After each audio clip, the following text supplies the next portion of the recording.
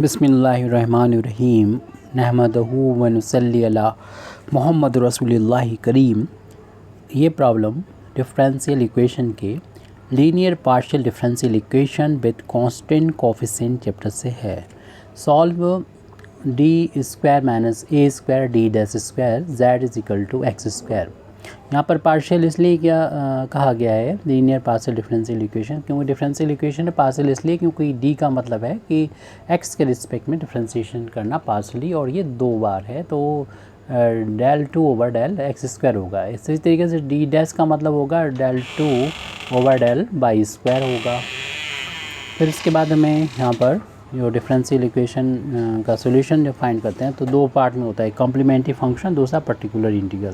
तो पहले complementary function find करेंगे, लेकिन कॉम्प्लीमेंट्री फंक्शन को फाइंड करने के लिए हमें एक्सिलरी इक्वेशन की ज़रूरत होगी। तो सबसे पहले अपने सॉल्यूशन में ये डिफरेंशियल इक्वेशन नोट कर लेंगे, उसके बाद लिखेंगे इट्स एक्सिलरी इक्वेशन।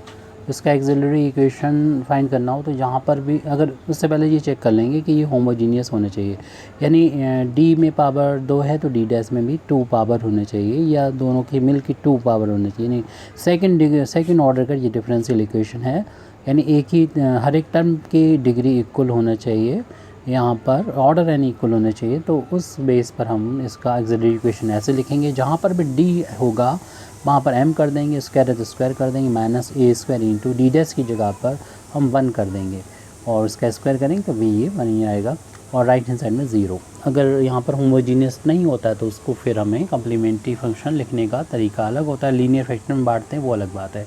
हमारी इस प्रॉब्लम के लिए इसको हम ट्रांसपोज कर देंगे तो या फैक्टर कर लें, M square is equal to हो जाएगा, यहाँ पर ए स्क्वायर आ जाएगा, और यहाँ एम की वैल्यू फाइंड करेंगे, स्क्वायर रूट की 2 वैल्यू होती है, प्लस माइनस ए आ जाएगा, तो m की वैल्यू ए स्क्वायर और फिर a आ जाएगा प्लस माइनस ए, यानी m की यहाँ पर 2 यहाँ पर ये वैल्यू हो जाएंगी। तो इस तरीके से भी फाइंड कर सकते हैं कम्प्लीमेंट्री फंक्शन, और इसका कम्प्लीमेंट्री फंक्शन को लिखने का तरीका ये होगा कि φ1 यानी आप लिखेंगे y, अगर यहाँ पर प्लस है तो आप माइनस में लिख लेंगे ax, अगर आपका यहाँ पर यानी 2 वैल्यू है m की तो दोनों के लिए φ2 इज इक्वल टू y, अगर ये माइनस है तो प्लस का लिख देंगे ax।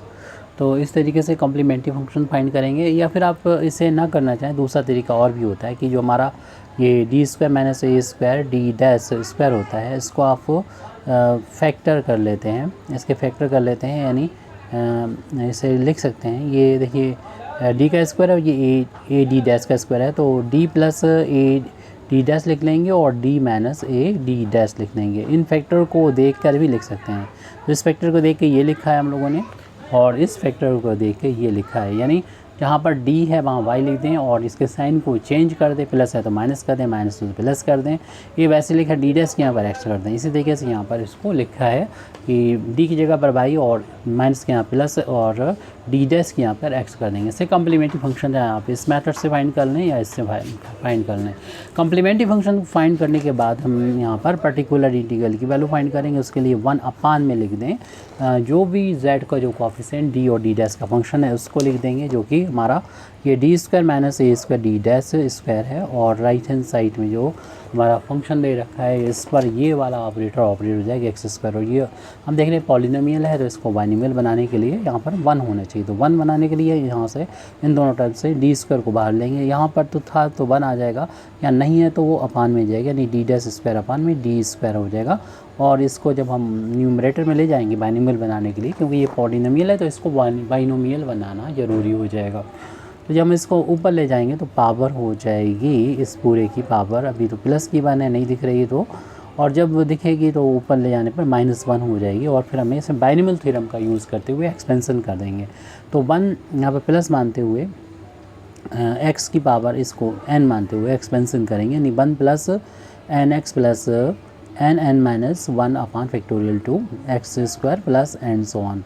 तो यहाँ पर चूँकि पहले हमें डिफ्रेंशिएशन करना होगा एक्स वाई के रिस्पेक्ट में, क्योंकि ये एक्स है तो कांस्टेंट है, वाई के लिए जो है वो एक्स कांस्टेंट, क्योंकि डी डैश का मतलब आपको मालूम है डेल ओवर डेल वाई होगा। तो डिफ्रेंशिएशन पहले हमें करना होगा वाई के रिस्पेक्ट में, क्योंकि वाई के लिए एक्स कांस्टेंट है, इसका 0 हो जाएगा। इसलिए हमें ज़्यादा टर्म लिखने की जरूरत नहीं, 2 टर्म ही लिखेंगे, उसमें भी एक पहला वाला टर्म ही जो है यूज़फुल होगा, बाकी तो बेकार चला जाएगा। ये वैल्यू चल रही थी पर्टिकुलर इंटीग्रल की, तो पर्टिकुलर इंटीग्रल की वैल्यू आ गई 1/d², और यहाँ पर ये बाइनोमियल थ्योरम अप्लाई करेंगे तो फार्मूला होता है 1 + n, n की जगह पर ये -1 है, और x का मतलब ये पूरी वैल्यू विद नेगेटिव साइन है, क्योंकि प्लस और ब्रैकेट में माइनस कर लेंगे, और माइनस का a²d²/d²। हालांकि ये टर्म भी यूजलेस है, और plus and so on x², क्योंकि ये बाकी सारे टर्म 0 हो जाएंगे इसके अलावा। तो ये ऑपरेट होगा x² पर, तो हमें वैल्यू मिलेगी, पहले तो 1/d² लिख दें, x² मिलेगा, और ये माइनस माइनस तो प्लस हो गया, और a² लिखेंगे, और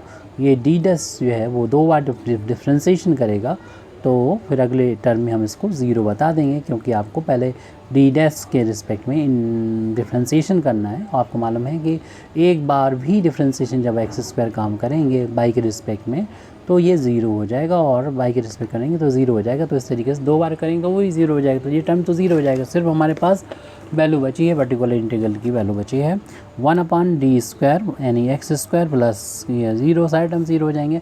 तो इसे d² को हम लिख सकते हैं d, और ये d लिख सकते हैं, और जो एक d यहाँ पर बचा हुआ है इसको तो हम ये 1/d को लिख सकते हैं। इंटीग्रेशन, इसका इंटीग्रेशन कर दिया जाएगा एक्स रिस्पेक्ट में। इंटीग्रेशन के बाद कोई कांस्टेंट नहीं जोड़ा जाए, क्यों, ये पर्टिकुलर इंटीग्रेशन में कोई भी कांस्टेंट ऐड नहीं किया जाता है। और x² का इंटीग्रेशन जो होगा x³ हो जाएगी, जो कांस्टेंट 1/3 है इसे हमने बाहर लिख दिया। और इंटीग्रेशन करना 1/d का मतलब इंटीग्रेशन करना, जो भी फंक्शन हमारा यहाँ पर है उसको x के रिस्पेक्ट में, आपको मालूम है x के रिस्पेक्ट में का इंटीग्रेशन करेंगे, पावर 1 बढ़ जाएगी, 4 हो जाएगी, अपान में भी 4 आ जाएगा, और इनका इंटू कर देंगे। पर्टिकुलर इंटीग्रल की वैल्यू यहाँ पर आ चुकी है 1/12 और x की पावर 4। इस तरीके से हम अपना जो भी डिफरेंशियल इक्वेशन आया है उसका लिख सकते हैं general solution, the required general solution जो कि z मिलेगा कम्प्लीमेंट्री फंक्शन और प्लस पर्टिकुलर इंटीग्रल को ऐड करने के बाद। कम्प्लीमेंट्री फंक्शन पहले फाइंड किया था, वो था phi1 y - ax plus phi2 y + ax, अभी बाद में हमने पर्टिकुलर इंटीग्रल फाइंड किया, उसे ऐड कर दें 1/12 x की पावर 4। इस तरीके से अपनी प्रॉब्लम कंप्लीट हो जाती है। Thank you very much Indeed for listening me. व आखिर दावाना अल्हम्दुलिल्लाहि रब्बिल आलमीन।